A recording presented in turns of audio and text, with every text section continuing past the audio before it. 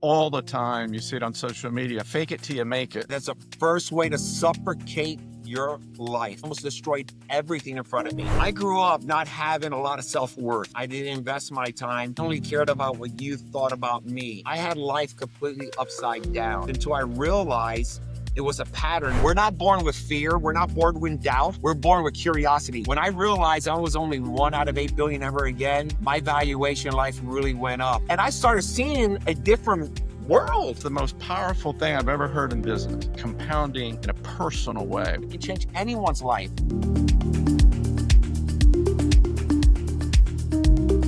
The way that you started, it wasn't easy. You grew up very poor.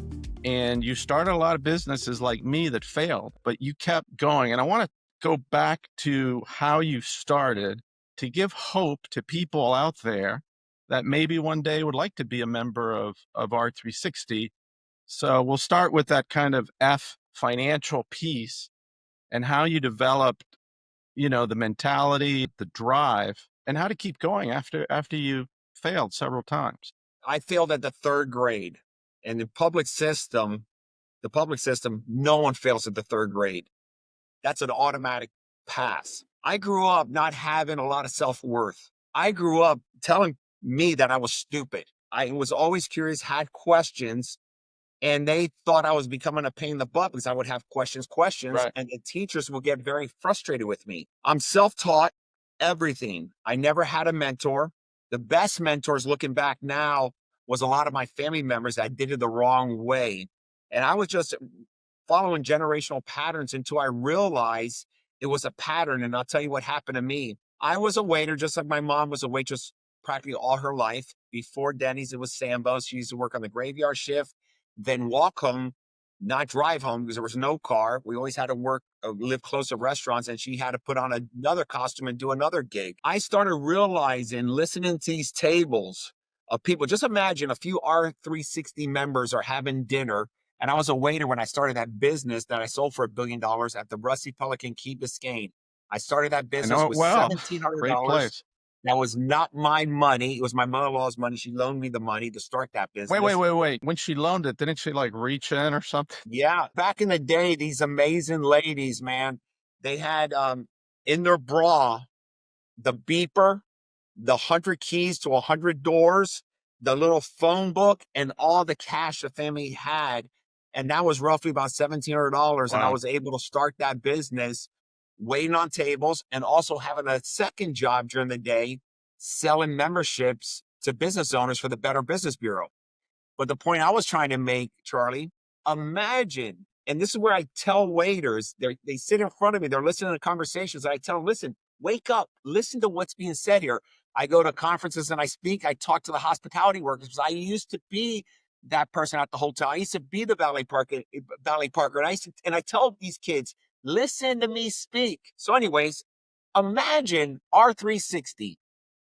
You got $65 billion of net worth in this organization. And then a few of us go to dinner. And the chattering at dinner is very dynamic. It's about creation. It's about economics, wealth, seasoning good in life, scale, growth. Imagine how many waiters are just waiting on you, not paying attention to what's being said. Well, guess what? One day I started paying attention of what's being said. Now I just gave that example of R360, but that just imagine. From that, I got stimulated, and then I started seeing possibilities. I was a valet parker. I used to drive up with a Cadillac. All these things, and I seen the flash dancers, the egomaniacs, the fake money, the individuals that are really changing lives, impacting lives. I started having a movie, and I had a different lens in life versus the lens I had growing up. I started looking outside in versus being in looking in, and I started seeing a different world. I got really stimulated. I got excited, and automatically I said, entrepreneurship. I want to work for myself. I became fixated on that. I failed many times because I didn't have a roadmap. I didn't have a mentor. I didn't have a big brother. I didn't have anyone to even point me to go somewhere. Didn't you have a job also like cleaning up at like strip clubs in the morning? My first business was a janitorial cleaning service. I was very young. I went to all the offices, all the commercial spots. They would not hire me because of my age. And one day on 36th Street in Miami, next to the Miami Highlight back in the day, I knocked on a business, and that was a Pink Pussycat. And I just walked in. I didn't distinguish it because it was an adult center. I was just hungry for any account. So I went in there. They hired me on the spot. They had a kick out of it, I guess. I did that, and I said, wow, this is good. And then I started to realize, okay, this particular business, I got a quick yes. So I started going to the same establishments. And how old were you? Oh, dude, I had to be, I don't know, 18 years old, maybe going on somewhere around there. Wow. I mean, younger than you're not supposed to be in those places. So anyways, I got a few more accounts, got some night after clubs. They were all saying yes. Well, one day, one of the adult entertainers at the Pink Pussycat, and I would clean it like 7 in the morning, man, 6 in the morning. And she says, how old is that kid? And that was the end of that gig. And of course, everyone must have woken up and said, my God, what are we doing here? This is just a baby here. And it didn't work out, and I gave up on it.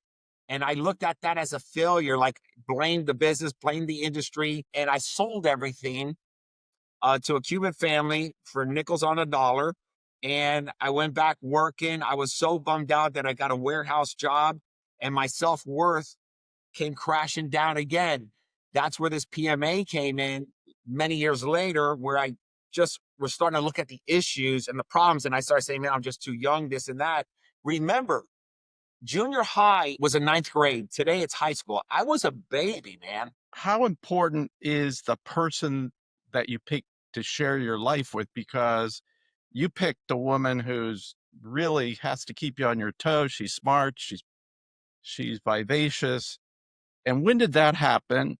And how much did that influence what you did next in terms of other businesses that you tried to start or work on together? I met Sophie 36 years ago. We've been married now 35 years. That is just incredible. And just to give you a little stat, my father had 15 children, many different ladies. He always used to blame them. He was never the problem. It doesn't take a rocket science to figure out What was he his was the job problem. to support so many ladies?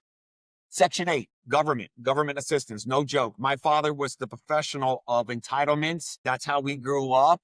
And he just thought the rich would get rich and poor me. So he had that profile. I remember it's so crystal clear. And that's just the honest truth. It's hard to receive that Now from you some grew people. up in New Embarrassing. York, right? But at some I point was you born ended in the up, Bronx, New York. and then when did you come to Florida? How old were you? A little peewee, maybe 4 years old, 5 years old. I'm not sure, just peewee. We lived on Okeechobee in almost one of these apartment slash motel type of setups. My father, don't get me wrong, he was a beautiful man, but he had a certain way, and he just was taught that from his previous generation. And Sophie and I met 36 years ago. I don't believe that we just fall in love. You keep finding ways to fall in love. She's seen this erratic behavior. I became obsessed to be an entrepreneur. Obsessed. That's all I would talk about. And saying some big dreams, some big statements. And she used to get a kick out of it. The first day or the first night we went out for our dinner, and she was a baby herself. She's 4 years younger than me. When she left, I said, you're going to be the mother of my children. She just took off. She goes, this guy's out of his mind. And mind you, I didn't even have a job at the time. And I was saying I was going to do all these big things. Well, you gotta start with big dreams. But tell me about, in reading your book, which is amazing, highly recommend it, Upsiders. It is such a conversational book that it's really easy to read. You talk about this concept that you couldn't get out of your way because you were flash dancing. And what's that all about? And what advice do you have for people that are in that mode? And you see a lot of that in Miami for sure. I wasted a lot of time. I didn't invest my time. I only cared about what you thought about me. I would put a fake Rolex on just to tell you I'm successful. I would do all these things thinking that was the way to draw your attention so I can get something from you. I had life completely upside down, External validation versus internal. very much so. And then what happened to me, Charlie, and I know I'm a little bit all over the place, but my book goes a little bit into it. As soon as I started getting a little traction in life, meaning in business, starting to make a few dollars, that profile I just described that I used to be, that flash dancer, built momentum. started building momentum in the wrong way more and more. I had no idea how to grow a business, how to invest my dollars, how to become a better person, how to truly become a leader. I was self-taught by mistakes until I hit a wall and I realized, looking back with a very humble inner strength, to say, man, you're the problem. You know, what I hear from this generation all the time, you see it on social media, fake it till you make it. You would be totally against that, right? I'll tell you, that's the first way to suffocate your life. You will destroy everything in your life like I did. I almost destroyed my marriage. I almost destroyed everything in front of me. But make it real for me. Like what were you doing? And then what was the moment that something went off, said, I can't do this anymore? What does it mean to be a flash dancer? And how do you get out of that? And how did you get out of it? Living a fake life. I didn't realize the power of Bobby. There's a stat out there, 1 out of 8 billion. There's only one Bobby. Never again, ever will be another. Absolutely. Everyone wants to talk about Bitcoin, 27 million coins. In business, supply and demand is very powerful. That's what creates markets. That's what creates pricing, valuation. Well, guess what? When I realized I was only 1 out of 8 billion ever again, my valuation in life really went up. And there was one day again, failing in another business because I would just open a business thinking the money was going to come. I was just living a lie and really not really doing anything with it. And I talk about this one day, man, this day changed my life, Charlie, man. And everybody has these days. They're just not mindful of it. One day I'm living back at her mom and dad's house, Sophie's in Hialeah, again failing, and then get so depressed, not even getting a job. I walk out on a weekday, almost when people are coming home from work. Here's this dude walking out of someone else's home. A black Mustang pulls up, a beat up Mustang, no air condition. There's an individual, a lady in the front, a young girl, that's Sophie. And there's a little baby in the back, that's Priscilla, my daughter, our daughter. They both were so super pink and red and smiling at me. And the reason they were pink and red, the humidity here in South Florida, Miami, is horrible. There was no air conditioning in the vehicle. It didn't work. And there's reverse fumes that come where you smell the fuel. That was the vehicle we were driving. And guess what? That vehicle was purchased and given to us from her by her parents. I was such a schlep. I didn't even get a car. And here I am having a daughter. That day I walk out and they're looking at me. I felt like, enough of your crap. See, as an entrepreneur, there's a lot of entrepreneurs, and I coach a lot of these entrepreneurs. We live this bullcrap life. We're really not facing truly us. I agree.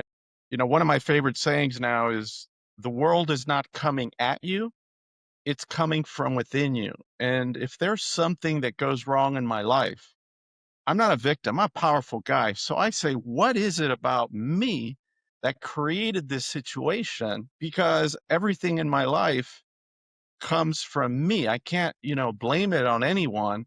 And the other thing, when you say that you're 1 of 8 billion, because I believe the same thing, in the Bible, there's only one time that Jesus gets so pissed off that, like, if you do this, he's going to throw you to the depths of hell. And it's Matthew 25:6, and it's the parable of the 3 talents.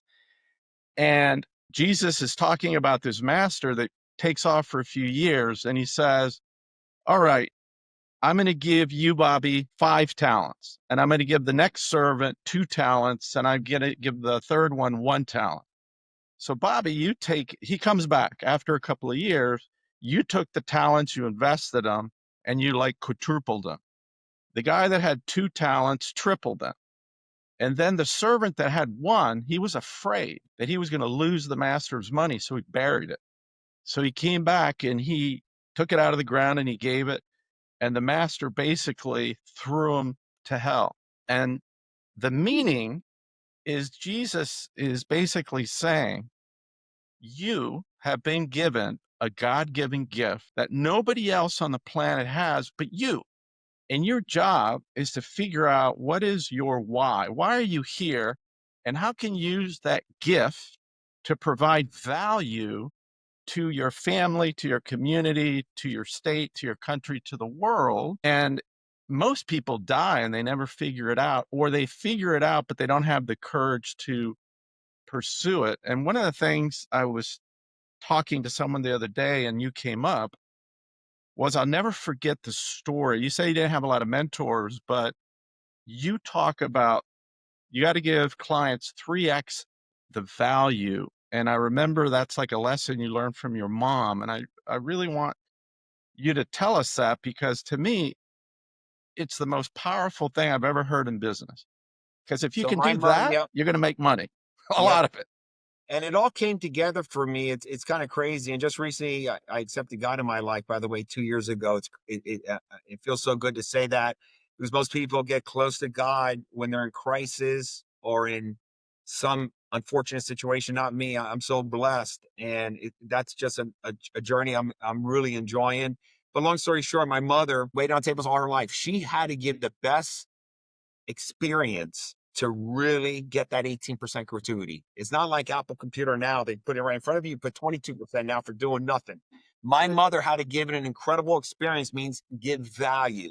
I witnessed that without understanding that. And she taught me so much about the value proposition that the compound effect happened to me some years later, where we as hospitality workers had to serve.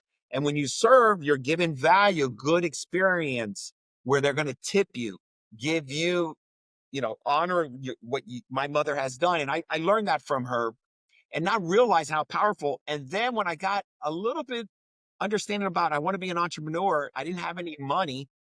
And that same concept, when you just said about the Bible, Matthew 25:6, my mother's situation, it's crazy. I started understanding, even without any money, how to compound money. But you can't do it if you don't have any money. But then I realized, Charlie, this was changed my life, and it can change anyone's life. I used that same concept, how you compound money. I compound my efforts. That's where the non-refundable minutes, you never get them back. I started really investing my time wisely, and all that effort I was putting forth, I act like it was money, and I was compounding. And I became a really pretty good investor because that way before I sold the company, I started compounding wealth by investing money. But when I didn't have any money, it forced me to compound my time, my effort, to be very mindful of what I'm doing, be very transparent, stop pretending of who you're not and start being who you are. And people started liking me and they started saying yes to me. You talked about a magic word. Warren Buffett says that the eighth wonder of the world is compounding. And I don't think people understand it, but you talked about the compounding in a personal way. What does that mean, and how does somebody Started do that? feeling good about who I was becoming. I really was starting to feel really Dr. Feel Good, really good. That started building self-worth. That started building confidence. What happens, momentum takes root. That's what happened to Bobby. I just kept feeding it more and more. And what happened to me, man, and I know change is so possible, that the people that I used to chatter with, or I didn't have any association, not because they're bad people, I didn't get any value from them as to where I wanted to go. So I really started being mindful then of my network, my associations. And of course, entering that ecosystem is a whole different world. You have to be really prepared. You got to be very disciplined. They seen the obsession in Bobby and they wanted to do business. They believed in Bobby. But before they seen it, I had to feel it. And I know that sounds so corny, but if you're broke, you can do this. I know change is possible. Matter of fact, I can't shut up now. Up to 7 years old, I never spoke. I was a major introvert. I do believe that everyone, including you and I, Charlie, and anyone who's going to listen to this podcast, we're all born with one thing: curiosity. We're not born with fear. We're not born with doubt. We're born with curiosity. We develop all these by routines that lead to momentum, that lead to a habit.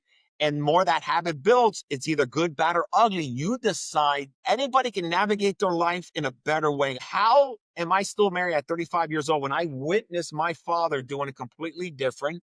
I fall in love, the compound effect, with Sophie every day. I keep feeding it and it keeps multiplying it. It gets better. We love one another. We have enough money right now that both of us can put a line down the sand. There's enough for both of us. Our kids are going to be 29, 34 years old. We have 3 grandchildren. We're still together, man, because we still are playing tennis together. We're still feeding each other. Same thing in business, same thing as starting a business, same thing of whatever it is, it's easy to give up. It's always easy to tap out. But the treasure is when you don't give up.